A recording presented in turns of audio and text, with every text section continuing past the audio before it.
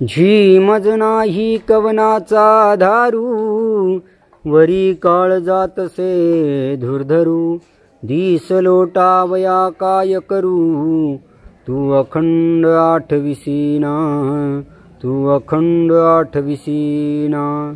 सर्वज्ञ श्री चक्रधर स्वामी की जय।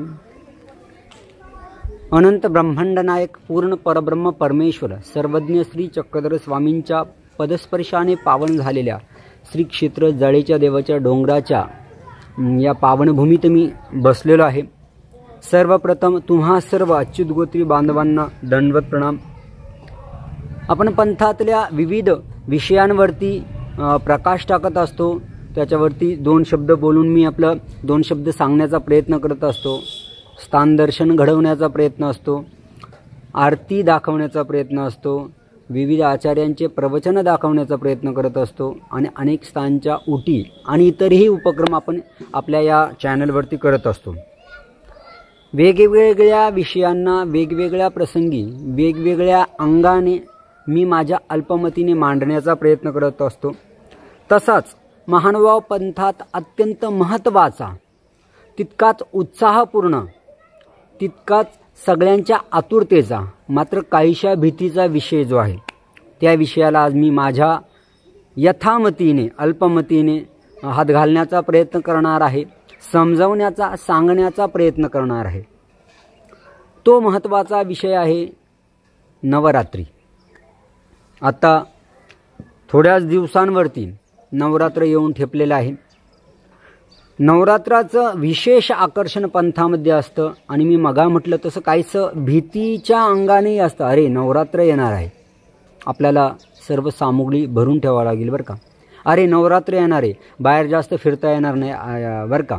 अरे नवरात्र येणार आहे, कुठे आपल्याला दूर खास विकेंडला फिरायला वेकेशनला जाता येणार नाही बरं का। अरे नवरात्र येणार आहे, जरा बाजाराची धान्याची तयारी करावी लागेल, किंवा अरे नवरात्र येणार आहे, आपली दरवर्षी अमक्या तमक्या मार्गामध्ये पंगत असते, त्याची जरा अरेंजमेंट करावं लागेल।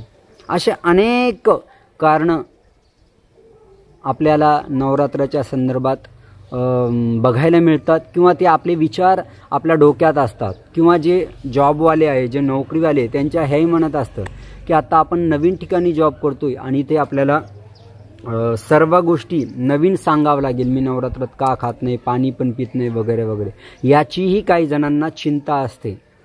फक्त माणूस व्यक्ती बदलला की त्याची त्या विषयावरती त्या संदर्भातली चिंता तो प्रगट करत असतो, तो सांगत असतो आणि मला या संदर्भात अनेक प्रश्न विचारले जात असतात। तर नवरात्राची सुरुवात कधीपासून झाली असावी, तर पूर्वकाळापासूनच याची सुरुवात झालेली। म्हणजे जसं अन्य धर्मीय लोकांच्या संदर्भात विचार करायचा तर नवरात्र कधी सुरुवात झालं, कोण म्हणतं रामायणामध्ये झालं, कोण म्हणतं त्या अगोदर भस्मासुराच्या वेळ झालं,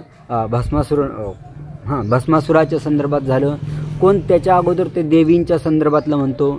असं वेगवेगळ्या हिंदू धर्मामध्ये अनेक कथा आहे। त्या कथांचा संदर्भ आपल्याला नक्की पक्का पुराव्यानिशी सांगता येणार नाही, परंतु पंथाच्या संदर्भातला जर लीळाचरित्राचं अवलोकन केलं तर आपल्याला लीळाचरित्रामध्ये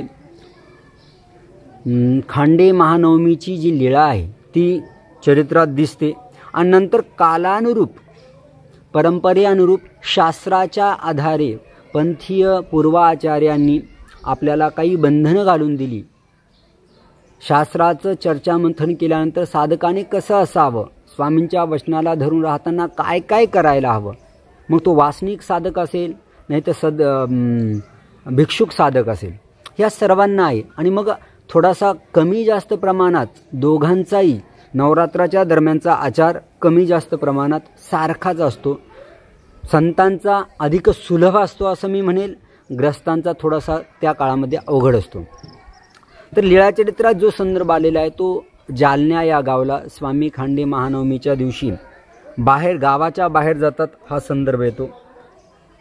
तेवढा संदर्भ सोडला तर लीळाचरित्रात इतर ठिकाणी संदर्भ येत नाही। मात्र आता आपण या नवरात्रामध्ये काय करायला हवं आणि काय टाळता येईल, काय करू नये, या विषयाला मी हात घालत असताना मूळ जे मुद्दे आहे, मूळ जे नियम आहे ते तसेच राहणार आहेत.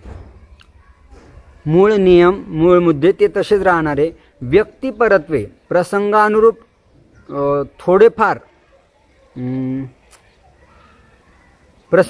थोडेफार कुणाच्या मानसिकतेवरती बऱ्याच वेळा अवलंबून राहतं. त्याला थोडाफार तो माणूस त्या अर्थाने त्याला घेऊ शकतो. मात्र मूळ नियम तो नियम असतो आणि तो सगळ्यांनीच पाळायचा असतो. उदाहरणार्थ, जर सिग्नलला आपण उभे आहोत, हिरवा असेल तर जायचं, लाल असेल तर थांबायचं, पण पिवळा ज्यावेळेस लागतो त्यावेळेस सुद्धा थांबायचंच असतं.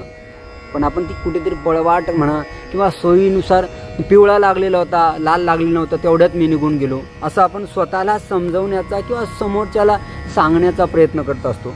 तसंच काहीशा अंशी शास्त्रातल्या काही आपण आपल्या सोयीच्या गोष्टी शोधून त्याप्रमाणे वागण्याचा प्रयत्न करत असतो. तर सर्वप्रथम परंपरेनं हे कसं आलं असावं किंवा कसं आलंय याचा संदर्भ मी सांगतो की ज्यावेळेस स्वामींच्या काळामध्ये सन्निधानीचा आचार आणि असन्निधानीचा आचार अर्थात याच्यात बदल आहेत. मात्र जेव्हा सन्निधानीचा आचारानंतर असन्निधानीचा आचार सुरू झाला त्यावेळेस न पाळता जो दिवस असतो, उदाहरणार्थ जे आपण नवरात्र म्हणतो,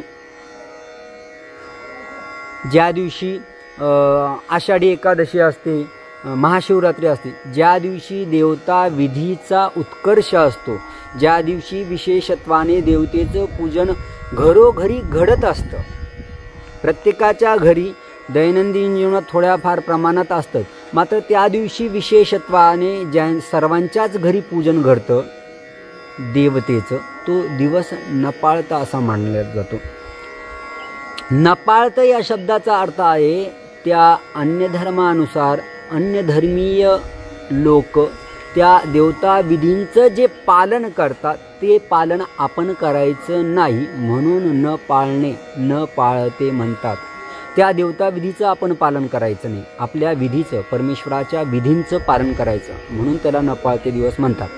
आणि मग वर्षातले असे अनेक दिवस आहे, त्यातले एक एक दिवसाचा जो असतो त्या दिवशी आपण बाहेरचं खात नाही, बाहेरून काही आणत नाही, एक दिवसाचं काही वाटत नाही. मात्र सलग 9 दिवस कुठूनही काहीही खरेदी न करणं, कुठेही गेलं असताना खाणं पिणं वर्ज करणं, ह्या सर्व गोष्टी टाळणं, हे थोडंसं आपल्याला दैनंदिन जीवनातल्या गोष्टींना अवघड जातं. कारण की 365 दिवस आपण कळत न कळत मोकळं वागत असतो आणि ह्यावेळेस मात्र आपल्याला बंधन पाळावं लागतं, म्हणून अवघड वाटतं. मग न पाळत्या दिवसामध्ये यामध्ये आपण काय करायला हवं, तर सर्वप्रथम वर्षभरात किती देवधर्म करतो, कमी जास्त करतो, मात्र या 9 दिवसामध्ये ज्याला जसं शक्य असेल, जो अजिबात स्मरण करत नसेल, जो बरेच जण आहे, तुम्ही म्हणाल नाही आम्ही करतो, काही जण 99% स्मरण करत नाही लोक, उपदेशी माणसं, असा माझा अनुभव आहे. मी ज्यांना भेटलो, कारणं वेगवेगळे असतील मात्र होत नाही. तर जो अजिबात स्मरण करत नसेल ना जो व्यक्ती, त्यानं कमीत कमी 11 गाठ्या तरी करायला हव्यात. कमीत कमी 11 गाठ्या करायला. ज्याला स्मरणाची सवय आहे त्याने 21 आपापल्या धर्माचरणानुसार, आपापल्या ज्ञानानुसार किंवा आपापल्या सवयीनुसार त्या स्मरणाची मर्यादा असते. उदाहरण, जसं कमीत कमी 11 गाठ्या, तसा जास्तीत जास्त 24 तासामध्ये, म्हणजे पूर्ण दिवसभरामध्ये, 24 तास म्हणण्यापेक्षा दिवसभरामध्ये 108 गाठ्या ह्या होत असतात, लोक करत असतात. त्या पलीकडे करणं अवघड जातं, कारण की ह्या 108 गाठ्या करतानाच खूप वेळ बसावं लागतं. 8, 10, 12 तासाची बैठक कदाचित त्यापेक्षाही जास्त करावी लागते. तर जास्तीत जास्त 108 गाठ्या मार्गांमध्ये सद्गृहस्थ मंडळी आपापल्या घरी किंवा स्थानांपाशी करत असतात. आणि मार्गोमार्गी स्थानांच्या ठिकाणी तर बहुतांश, म्हणजे त्यातही 90% लोक 108 गाठ्यांचा संकल्प करतात आणि 108 गाठ्या स्मरणाच्या करत असतात. तर कमीत कमी आपण जे स्मरण करत नसाल त्यांनी कमीत कमी 11 गाठा स्मरण करायला हवं. स्मरणानंतर देवपूजा जी व्यवस्थित करेलच आपण रोज असं नाही, ती त्या नवरात्रात तरी व्यवस्थित करायला हवी, शांततेने करायला हवी. सोबत पारायण जे रेग्युलर आपण पारायण करतो त्या पारायणामध्ये थोडासा वाढवायला हवा. मग तुम्ही एक वेळ दत्तात्रय कवच करायला असाल तर 5 वेळा करायला हवं, किंवा 21 वेळा करायला हवं, किंवा 51 वेळा करायला हवं, किंवा संकष्ट वज्रपंजरू, संकटनाशक स्तोत्र, 15वा अध्याय जे तुम्ही दैनंदिन जीवनात पारायण करतात त्यापेक्षा अधिक करायला हवं. स्मरण झालं, पारायण झालं, तुम्ही सेवना करू शकता विशेषाची तुमच्या वेळेनुसार, सकाळी, दुपारी, संध्याकाळी तुम्हाला जसा वेळ ॲडजस्ट होईल तसं. सोबत परमेश्वराच्या लीळांचं वाचन केल्याचा फायदा असा होईल की जेव्हा आपण लीळा वाचन करू ना त्यावेळेस कळत नकळत त्या परमेश्वराच्या लीळा स्मरणामध्ये, परमेश्वराच्या लीळा चिंतनामध्ये, म्हणजे लीळांमध्येच आपला दिवस, कामं तर रोज करू आपण आणि रोज करतोय, मात्र आपला दिवस त्या लीळा स्मरणामध्ये जाऊ शकतो. आणि दिवसभर जे संसारातलं टेन्शन आहे, कामाचं टेन्शन आहे, ते कळत नकळत थोडासा ब्रेक या अन्य चिंतनाला, इतर विचारांना, वाईट विचारांना, भविष्यातल्या चिंतांना तो ब्रेक वाचनाने, स्मरणाने लागू शकतो. तर अशा पद्धतीने करू शकता. हे झालं दैनंदिन जे घरी राहतात त्यांच्यासाठी. जे स्थानाजवळ जातील त्यांनी, जर तुम्ही स्मरणासाठीच स्थानाजवळ गेले तर कमीत कमी 51 गाठ्यांचा संकल्प हवाच. 51 गाठ्या म्हणजे 51 गाठ्या नामस्मरण झालंच पाहिजे. दुसरा मुद्दा, प्रत्येक तिथला जो विधी आहे स्थानापासला तो टाळायचा नाही आहे. म्हणजे आरत्या 2-3 टाईम जी काय आरती होती ती पूर्ण आरती, पूजा उत्सर, देवपूजा, त्या स्थानाची सेवना, त्या स्थानाला रोज तुम्ही 11 दिवस राहाल, 10 दिवस राहाल, 9 दिवस राहाल, रोज त्या स्थानाला आपलं स्नान घडेल याची दक्षता घ्यायला हवी. म्हणजे आता तुम्ही असं 9 दिवस कसं शक्य होईल? ज्यांची परिस्थिती आहे त्यांना 9 दिवस साधारणपणे एका स्थानाच्या ओटीची पावती समजा 100 रुपये, 1000 रुपये जातील, वेळावसर धरून 1500 रुपयेपर्यंत जाऊ शकतो. ज्यांना शक्यच नसेल, खरंच परिस्थिती खूपच डाऊन असेल, त्यांनी 1-2 तरी ओटी करायला हवी. ज्यांच्या पंक्ती असतात त्यांनी पंक्तीसाठी स्पेशल देवाचं स्मरण करायला हवं, विनंती करायला हवी. कारण खाणारे संत साधू मंडळी असेल, स्वीकार करणारा परमेश्वर आहे. विनंती संत साधूंना तर करायचीच, पण सोबत परमेश्वराला सुद्धा त्या क्रियेचा स्वीकार व्हावा म्हणून पंगत पाणी असेल आपलं तर ते करायला हवं. तिथे त्या ठिकाणी गेल्यानंतर स्मरणाला तिथे प्रवचन असेल, निरूपण असेल, पोथी असेल, त्याच्यावरती लक्षपूर्वक ऐकायला हवं.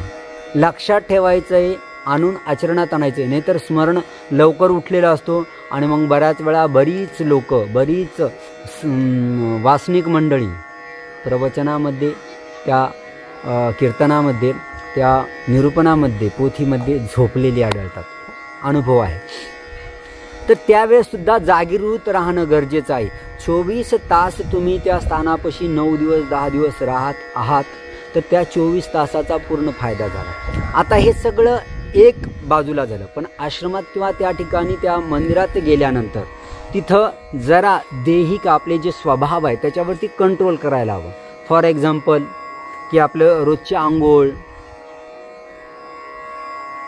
तंबाखू, जे काय असते व्यसन, ते झोप, या 8 स्वभावांवरती जरा असं कंट्रोल करायचं. आणि सर्वात महत्त्वाचं, स्मरण करताना, हे सर्व 10 दिवस करताना तिथलं त्या ठिकाणी कामामध्ये, सेवेमध्ये नक्की हातभार लावा. नाही तर असे उत्तर येतात, बाबा आम्ही घर सोडून कामासाठी इथं आलोय का? आम्ही स्मरणासाठी आलो, आम्हाला स्मरण करू द्या.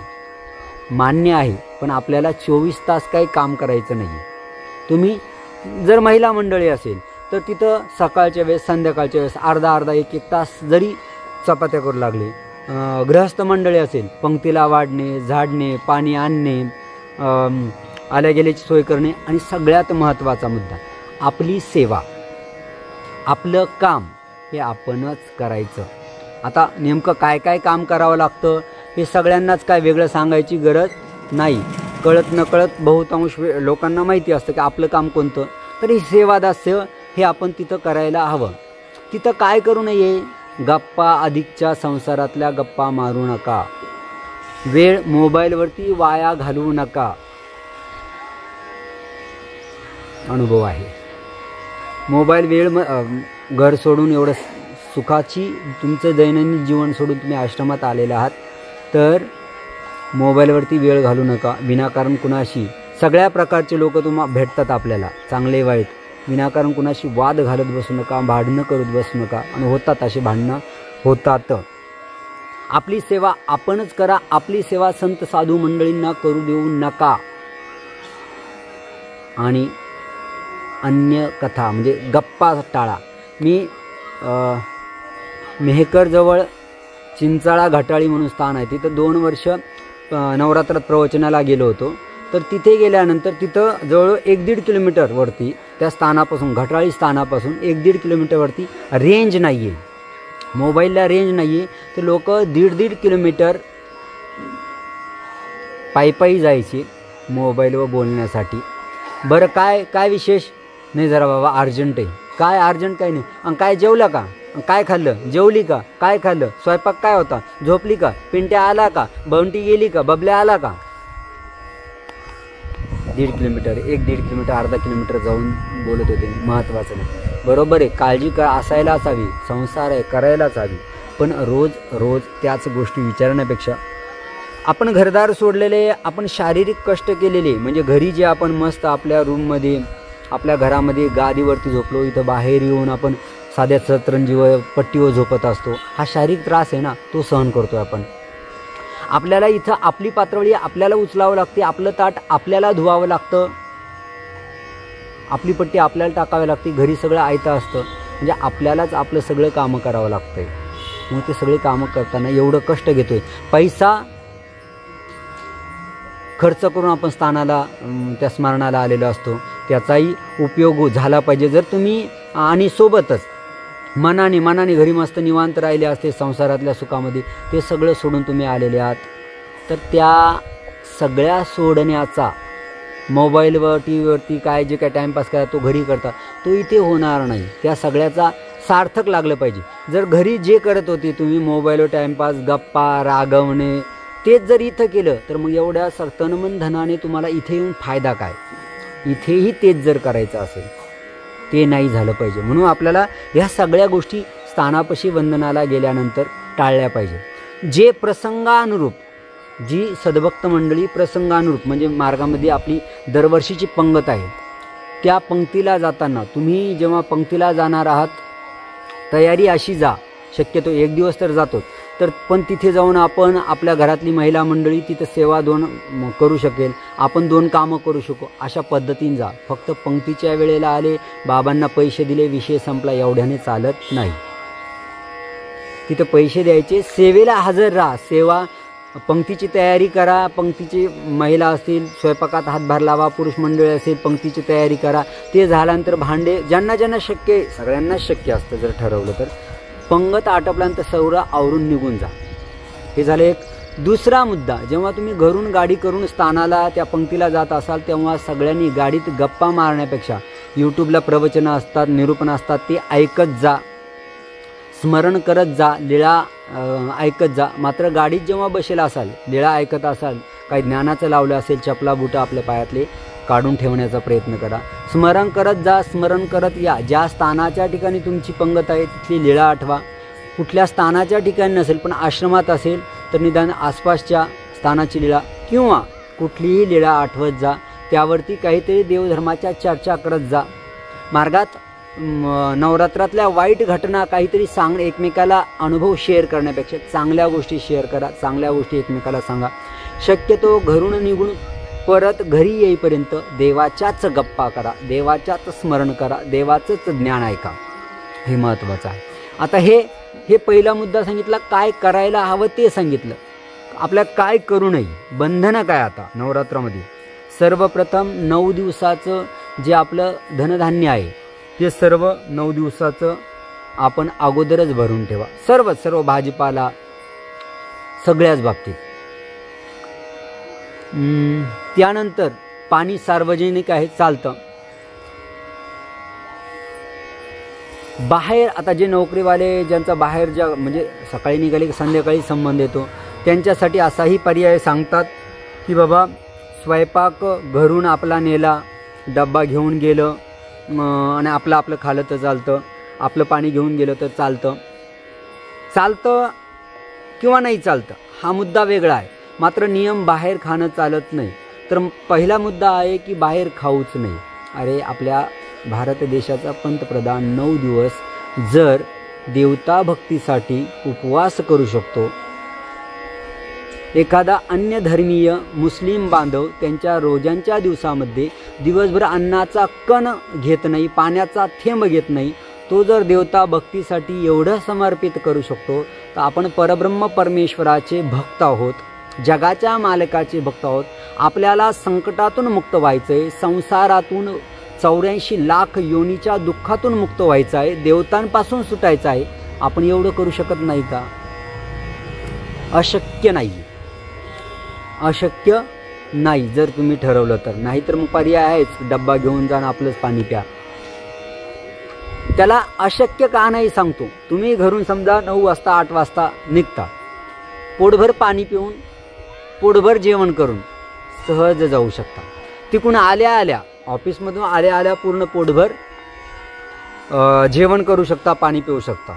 अर्थात हे पाळणाऱ्यासाठी, हे करणाऱ्यासाठी. न करणाऱ्यांसाठी तुमचा डब्बा तुम्ही नेला सोबत, तुमचं पाण्याची बाटल्या भरून नेल्या, तुम्ही ते करू शकता. हा झाला जेवणाच्या खाण्याचा संदर्भ, पिण्याचा. मात्र कुठेही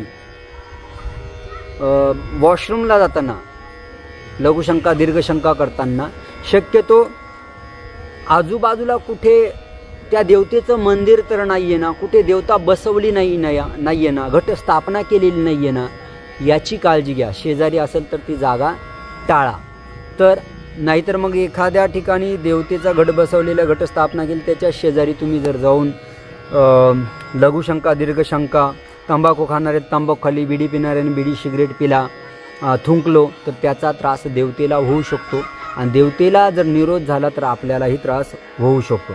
म्हणून लघुशंका दीर्घशंका आपण टाळायला हवी. देवतेच्या ज्या ज्या ठिकाणी जास्त न पाळता आहे, म्हणजे खूप लोक येतात, तिथं त्या बाजूने शक्य असेल तर जाणं, समोरून जाणं टाळायचं. आता का टाळायचं बरं? तर टाळायचं कारण असं की जसा एखादा मोठा माणूस असेल तर त्याच्या समोरून आपण जाणं टाळतो. जर ओळखीचा नसेल, विरोधक असेल, समजा एखादा आपल्यापेक्षा मोठा विरोधक असेल तर आपण त्याच्या समोरून जाणं टाळतो. आणि जर आपल्याला जायचा प्रसंग आला तर निदान स्माईल देतो, हाय हॅलो करतो, कारण तो व्यवहार आहे. तसं देवतांच्या समोरून का टाळायचं?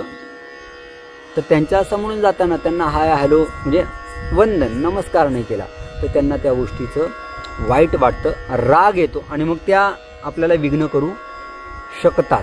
म्हणून जिथे जिथे असे प्रसंग आहेत तिथे तिथे जाणं टाळा. ते टाळलं का पुढच्या बऱ्याच गोष्टी टळतील. आणि मग जे तंबाखू खाणारे लोक आहेत, बरेच आहेत, गुटखा खाणारे खूप आहेत, त्या लोकांचं जर तंबाखू गुटख्याची सवय असेल तर कुठेही पिचकारी आणि कुठेही मळत बसेल आणि त्यांच्या देवतांच्या रोषाला आपण पात्र होऊ शकतो.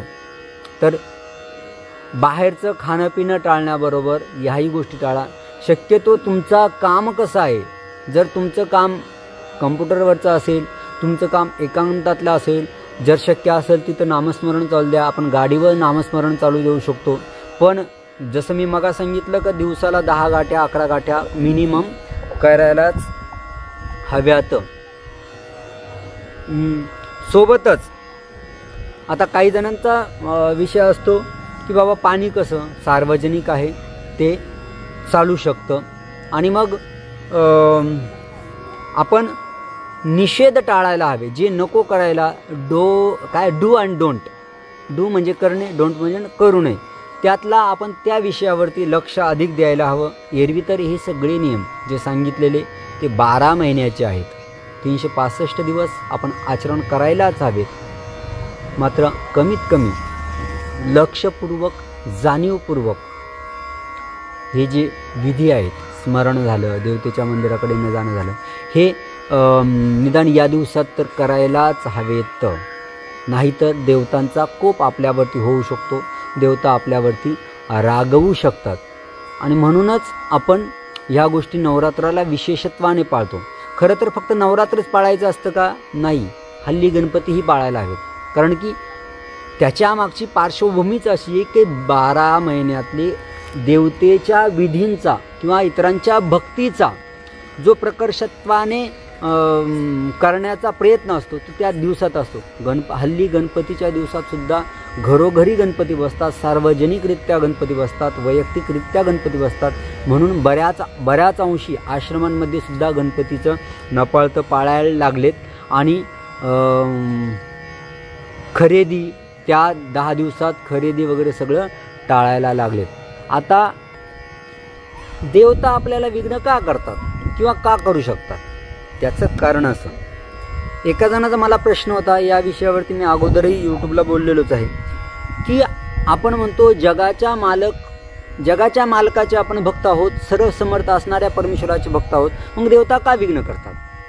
महत्त्वाचं कारण, हा खूप कॉमन प्रश्न आहे पण खूप महत्त्वाचा आहे. आणि मी जी गोष्ट सांगणार आहे त्या अंगाने कोणीही प्रयत्न करत नाही. जर आपण परमेश्वराचे भक्त आहोत, सर्व समर्थ असणाऱ्या परमेश्वराचे भक्त आहोत, तर आपल्याला देवतांनी काहीच केलं नाही पाहिजे. बरोबर आहे. मग का करतात देवता? याच्या मागची पार्श्वभूमी की देवतांच्या विधीमध्ये अडथळा येईल असं आपण वागू नये असं स्वामींनी सांगितलेलं. देवतांच्या मंदिराकडे जाऊ नये, त्यांना वंदन करू नये, त्यांना भजू नये, पूजू नये. देवता भक्ती स्वामींनी निषिद्ध सांगितलेली. जर त्यांची भक्ती करायची नाही तर त्यांच्या परिसरात, त्यांच्या मालकी हक्कात, त्यांच्या मंदिरात का जावं? जर आपण जातोय त्या देवता विधीमध्ये अर्धवट कवयना कसं कवयना सहभागी होतोय, म्हणजेच आपण परमेश्वराची आज्ञा मोडतोय.